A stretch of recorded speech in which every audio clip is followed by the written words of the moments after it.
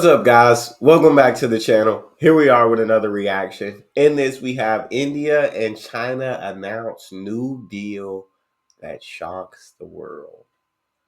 I am very intrigued about what this could be. Before we jump in, if you guys happen to enjoy, please don't forget to subscribe, give the video a thumbs up. Also, if you'd like to support the channel by becoming a member, all you gotta do is hit that join button to receive your exclusive benefits. And let's figure out what this deal is about. Well, it's official. The two most populous countries in the world have just announced a strategic shift in relations that potentially could turn out to be one of the most consequential geopolitical stories of the 21st century. India's Prime Minister Modi just revealed the truth about his relationship with China, and it's something you'll never hear about in traditional mainstream media. Our ties have been extremely strong with deep cultural connections. If we look back centuries, there's no real history of conflict between us. I It feel has that. always been about learning from each other and understanding one another. Now, the move is significant for many reasons. India and China together account for 34% of the world's population, but even more impressive, the two nations combined for over 50% of the world's economic growth. 34% of the world's population is literally insane. That's a tad bit above one third of the world's population, bro. Like in these two countries, it's bonkers. Over 50% of the world's economic growth. Jeez Louise. If China and India move strategically closer together, these two nations will become an unstoppable force that Agreed. will dominate the future of the 21st century. Agreed. Our relationship should remain just as strong in the future. It should continue to grow. Instead of discord, we emphasize dialogue because only through dialogue can we build a stable, cooperative relationship that serves the best interests of both nations. What Prime Minister Modi said in this clip is so profound. While the United States is isolating itself on the global stage, passing Unfortunately, tariffs and starting a global trade I don't war, know why we're doing this. I don't know why. I don't know why. I don't know why. I don't agree with isolating ourselves from the rest of the world and making enemies of our allies because I'm one who firmly believes you can't get it done alone. Allies are extremely crucial and important. You never know when you're going to need them. And to me, it doesn't make sense. But anyway, back to the video. India and China have resolved their previous disputes and is setting forth on improved relations that Prime Minister Modi explains will have a profound effect on the world. Global stability and prosperity from China and India. It might sound like a new concept, but in fact, it's one of the oldest in world history. Just look at this fascinating graph, which displays 2,000 years of economic growth in one chart. For the majority of time, China and India were the two largest economies in the world. Yeah. But during the late 1800s, at the peak of Western colonization, both China and India became poor. The United States emerged in the 1900s to become the economic superpower for the next century. But since 2000, the United States' percentage of economic growth is declining, and the world is reverting to its previous position, where China and India will once again lead future economic growth. Our world has shifted tremendously the past 100 years, mainly in part because of globalization. But here is where things get very interesting, because United States Vice President J.D. Vance recently gave a speech that reveals why the US government is so scared of China and India working together in the future. The idea of globalization was that rich countries would move further up the value chain while the poor countries made the simpler things. Now, we assumed that other nations would always trail us in the value chain, but it turns out that as they got better at the low end of the value chain, they also started catching up on the higher end. We were squeezed from both ends. To be honest, this is a I truly... don't know why you wouldn't think that would happen, though. That I can understand the rich countries like being at the top and creating so much, but you got to think that. I mean, don't nobody want to stay at the low end of the value chain forever. And they don't just want to make the simple things forever and just let you be at the top of the value chain for like who doesn't want to be at the top of that value chain? So yeah, to me, I just like how I don't know if he's ever been at the bottom of anything, but you want to reach the top. That's his goal, and so China, god dang it, near India's growing has the fastest growth rate right now, And so yeah, these two countries, you got I think China's got the second biggest economy with India's got the fastest growing economy at the moment. And yeah, these two countries, oh my God, teaming up together. The US would I can understand the US being afraid of that, not liking that one bit.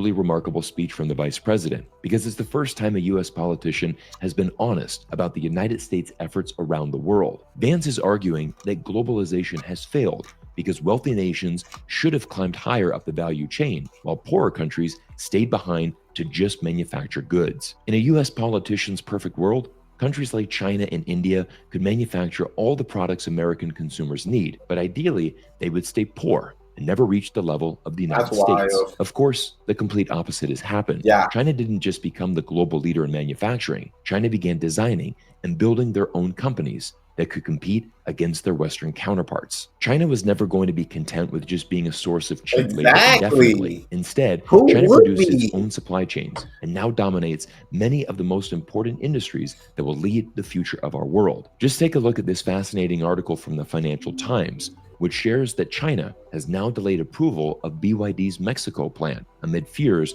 tech could leak to the US. Honestly, this is a remarkable shift. For years, the United States routinely accused China of technology theft. Now, the opposite might happen. China is worried that the United States might steal technology from them. Oh, The tables have completely reversed. And now you can understand why the average US politician is so frustrated with China and India rising up and working together. J.D. Vance admitted globalization's true aim was never to reduce global inequality, but to cement it. crazy. But our world has That's changed what I'm forever. saying. That's what's so crazy to me, just openly admitting that. Like, to me, is wild. Like, that's basically saying, like, keep the rich rich and the poor poor.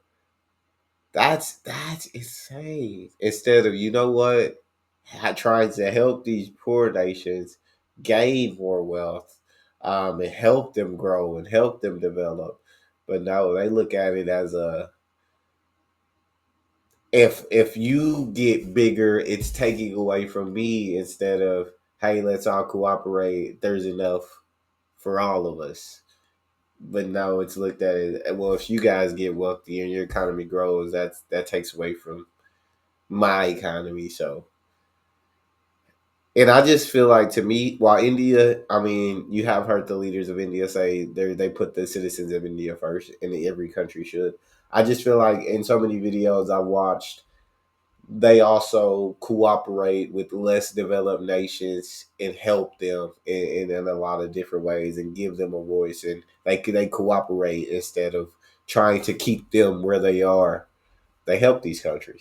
China is already the largest economy in the world when measured in terms of purchasing power parity, and India is quickly rising and is now forecasted to surpass both the Japanese and German economies by 2030. Indeed, the 21st century I think belongs it'll to happen in Asia. 2028. Everyone, today's video is going to break down how China and India will work together to reshape the world economy. We're going to break down how under Donald Trump, the United States is quickly losing control, and most importantly, what all of this means for you. But before I reveal this, I want to talk about a growing trend I'm seeing, which is people moving away from big tech platforms. It's no secret that massive companies like Google It's a and Facebook sponsor. sell user data. And in today's day Oh of yeah, I'm fraud gonna and skip the sponsor. spam, you need to safeguard your future. And today's video sponsor /Cyrus to get up to 30% off the economic uncertainty, but geopolitical uncertainty across the world, and bringing together countries in unprecedented fashion. Just look at this headline from the Asia Media Center, which states, Trump 2.0 shock forces Japan and Korea to consider where they stand in the world. You see, it's not just India and China that are improving relations to take advantage of the new multipolar world we live in. Just last week, top diplomats from China, Japan, and South Korea met in Tokyo to forge a new path forward together amid escalating global uncertainty. The Japanese foreign minister said it best. Given the increasingly severe international situation, I believe we may truly be at a turning point in history. And honestly, this is truly a remarkable story that's This developed. is literally, it's scary. It's to the point where it's like the administration in place right now, just, we're gonna lose all of our allies. All the years and work that have been done and gaining these partnerships and these allies is about to be erased so quickly. developing. For decades, the United States has been the closest ally and most important trading partner for both Japan and Korea. But in just 2 months of Trump's return to the White House, the door has been open for China to forge closer ties That's to insane. countries that have always traditionally aligned with Washington. This is the first high-level meeting between Japanese and Chinese officials in over 6 years. And once again, we are seeing Donald Trump's global trade war serving as a catalyst to a superior opportunity for China's future. For one of the most fascinating insights into this situation, I want you to read this article from the China Academy, where Mao Keji, a visiting scholar at Harvard University, states the starting of the trade war was the best thing Trump did to China. I've had the opportunity to personally connect with Mao Keji, and will soon bring him on this channel to share his valuable insights from the perspective of a young Chinese scholar. But this article, which I'll link to in the description below, explains very clearly the reality of the situation. Predicting what will happen in the 4 years of Trump's second term is extremely difficult, but for now, one thing seems certain: the US global influence will shrink significantly. This is perhaps the clearest trend to emerge so far from Trump's second term. If Trump's policymaking continues at its current pace, then by the end of his 4 years, the US alliance system, the dollar status as a global currency, America's influence over multilateral institutions, its military presence across the world, and even its ideological and media dominance will all be significantly diminished. This is a deliberate choice by the Trump administration. To be honest, I absolutely love the calm, rational analysis from Mao Keji here. Donald Trump is changing everything in the US government and aggressively moving in directions we have never seen before from a US president. The aggressive moves have caused fear and panic in global market. Essentially, every time Trump announces a new tariff, the stock market goes down. Every time he announces a delay in tariff, the stock market goes back up. Like we mentioned at the start of this video, Trump brings an incredible amount of political and financial instability to both the domestic and international market. But if Trump continues down this path, it will result in a world that will become less reliant on the United States. And in fact, this is exactly why we have shifted to a new multipolar world where countries now have many options. Through China's Belt and Road Initiative and its advanced developed economy, China has become a reliable trading partner for the vast majority of developing countries around the world. But with Trump leading the United States down a new path where America's global influence will be reduced, more countries will follow in the footsteps of India, Japan, and Korea and shift closer to China to counterbalance Trump's global trade war. It's going to get real ugly for the U.S. in these next 4 years. It's going to get real ugly over here. Just in terms of, in my lifetime, I've never experienced U.S. not being the number one superpower in the world. And so if we continue on the path that we're down and China continues making these partnerships with all of these countries, and then India teams up with China, and that, we're not going to be the number one superpower in the world. And we keep ruining our allies, and they're not going to allow us to keep military bases in their countries,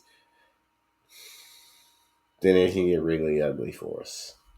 Found this analysis from this Chinese scholar fascinating because it really gives an amazing perspective of why so many Chinese people actually preferred Donald Trump to win the recent US election. Many Americans falsely believed that China fears President Trump, but the reality is far from true. Why they Trump's believe nickname that in China is Jianguo Tongzhi, which literally translates to Comrade Nation Builder. It's a fun way of basically stating that Trump's tariffs and trade war against China is actually helping China grow as a nation. Once again, just listen to Mao Keji explain what many Chinese scholars and intellectuals are currently thinking. To be honest, I don't particularly care whether Trump is beneficial or harmful to China. He is only a marginal variable for China. China is a vast country with a large population and a massive industrial base. In many cases, so long as its domestic affairs are well managed, there is no need to fear a volatile international situation. The most beneficial thing Trump did for China during his first term was launching the trade and tech war. This was a wake-up call that made China realize the urgency of developing independent and controllable technology pathways and accelerating its transition